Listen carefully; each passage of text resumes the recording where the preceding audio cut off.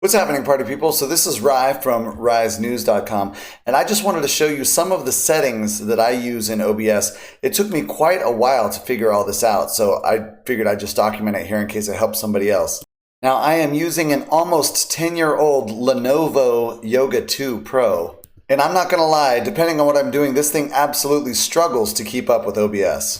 Now, this tool here is absolutely essential for checking out what's working well and what's not working well in OBS. This is the stats tool, and basically you don't want any of these stats to turn red or yellow. If they turn red or yellow, your stream's going to look bad. You're going to have delay. You're going to have all kinds of problems. So I'm going to walk you through some of these settings. Now, I can't pause and stuff like I normally like to do when I'm making a casts, but that's okay.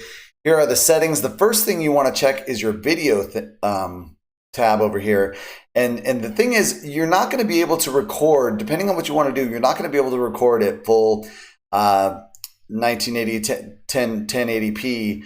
I am just not able to with all the effects that I do. I mean, I do a lot of crazy scenes and stuff. I guess I could show you some of those scenes real quick. I do a lot of crazy scenes in OBS. You know, where I've got music and I've got video overlay and I've got stuff going on in the background.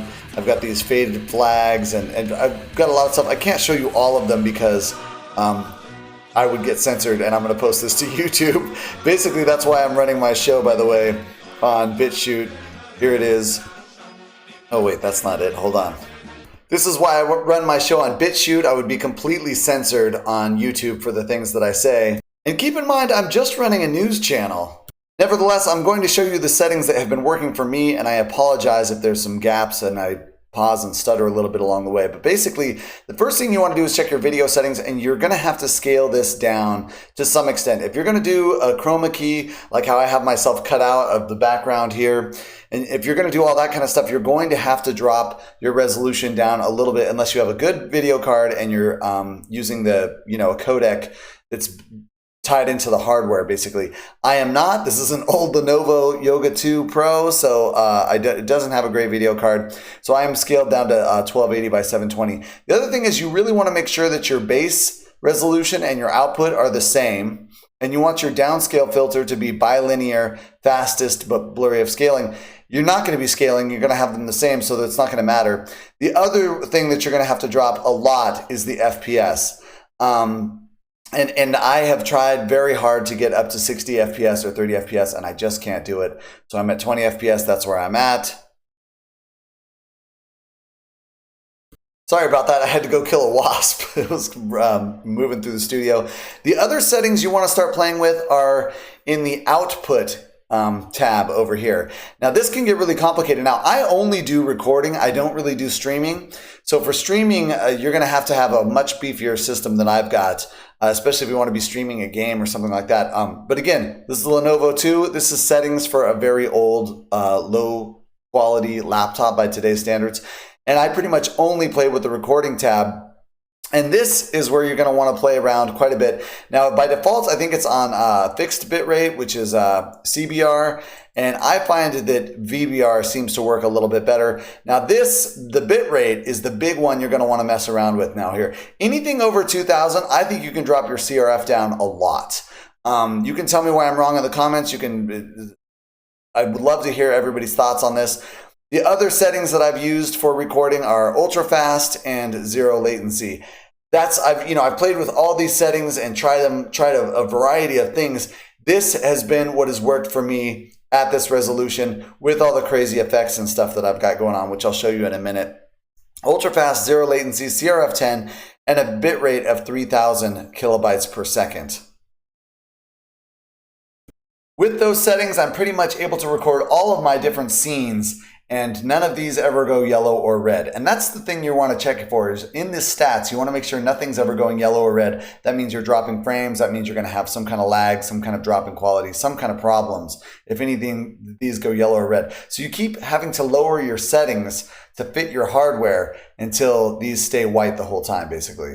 And here are some of the scenes I am able to go at full frame rate at 20 FPS. Now, it's a low frame rate, granted, at 720p with very good clarity and everything else on a almost 10-year-old laptop with those settings that I just showed you.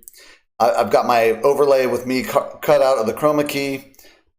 By the way, here's what it actually looks like in the studio. I've got these like neon green poster board nailed to the wall, which makes a good chroma cutout. I find that this is better. The poster board is better than any kind of material. If you use material, it tends to flutter and catch the light weird and stuff. And the poster board, especially this neon green poster board, which it's much more neon than my camera shows. I think my camera is not very good. This is just a camera that's built in the laptop, by the way. Now, I've had like previous studios with all kinds of fancy cameras and done all kinds of stuff. But for the one that's built into the old Lenovo Yoga 2 Pro, and keep in mind too, I have this camera set to maximum, the maximum resolution, which is 1280 by 720 on this old machine.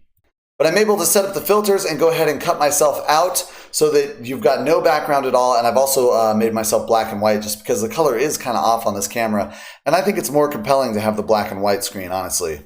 And I'm able to take 2 of the scene of myself being cut out with that chroma key and talk to myself, which is something I do on the show that I find amusing. Bro, you're basically a child. I'm able to overlay myself over a variety of videos and flags and stuff, many of which I would definitely be censored for posting on YouTube. I've got this fire animation. You know, this is the kind of thing where I look around and I say, everything's going fine. This is all fine. Everything's going fine. Also, I've got this money dropping scene, and this money dropping scene, for whatever reason, seems to be a lot more taxing. Now, I actually edited this video so that it wouldn't be a chroma key. Now, before I had the video actually just a chroma key of the dollars dropping, editing out and then overlaid, but I actually went and edited the video to be a transparency as a .mov, so that it wouldn't have to be a chroma key. So there is no chroma key on these dollars dropping. This is actually a transparent built-in video. Another little trick that I've used in order to keep my frame rate up, doing something complicated like having these dollars drop in front of myself. And here's a really wild scene. Now this is basically 4 of that chroma key cutout scene with some transforms and editing and stuff, and then another crazy video in the background of that weird fractal shape going on. Again, I would not be able to run this scene at all. And in fact, if I go over to the other scene, you can see that, I mean, it was absolutely pinging the CPU while I was running that scene. And you can tell there's a little bit of a lag when the scene first opens up. I don't keep any of my scenes in memory at all times because, I mean, this is an almost 10-year-old laptop. So if I was going to do that, I would definitely have performance issues.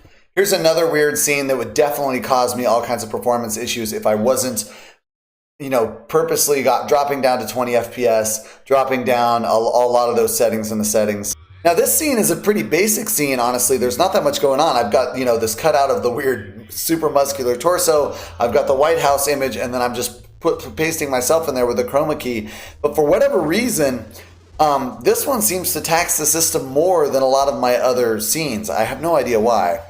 And again, if you've got an idea why, go ahead and just drop me a line in either here in the comments or on one of my other sites.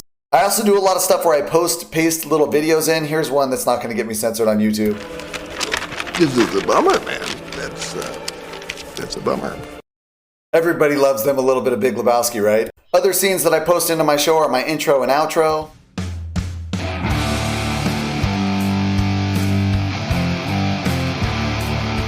I also have a segment of the show that talks about vaccine injury, and I have a little intro for that. And now it's time for everybody's favorite game show. Which celebrity is having a devastating vaccine injury? Now that's an animation that I put together in KDN Live. By the way, I'm only using open source software. This happens to be Linux Mint. I actually prefer Dev1. I've ordered some USB sticks so I can reformat this laptop and make it a Dev1 laptop instead of Linux Mint, because I find the performance of Dev1 to be much better. Now, I may revisit this video after I do that. And who knows, I might be able to get 1080p in Dev1 where I cannot in Linux Mint. I mean, literally the performance is that much better when you don't have systemd dragging down the system. Today's contestants could win a lifetime of debilitating suffering and sickness. They could also win a significantly shorter lifetime.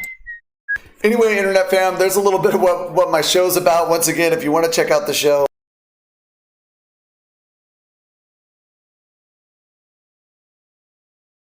they do not want you talking about vaccine injuries on YouTube. Bro, are you kind of skirting the line by even posting this right now? Yikes, I don't know, maybe, bro. Anyway, if you've got thoughts about how I can get a few more FPS and squeeze it out of this 10-year-old laptop, I'd love to hear about it. I do have some better cameras and lights and stuff that I'm going to ship over and kind of rebuild this studio. Back when I was in Honolulu, I had a much better studio there. I'm sorry my studio's not set up like it used to be on Honolulu. My bad. It will be soon. Anyway, Internet fam, if you've got any ideas on how to improve other people's OBS experience on low-powered hardware, etc., let us know. Love to hear from you in the comments. All right, thanks, Internet fam. Have a beautiful day.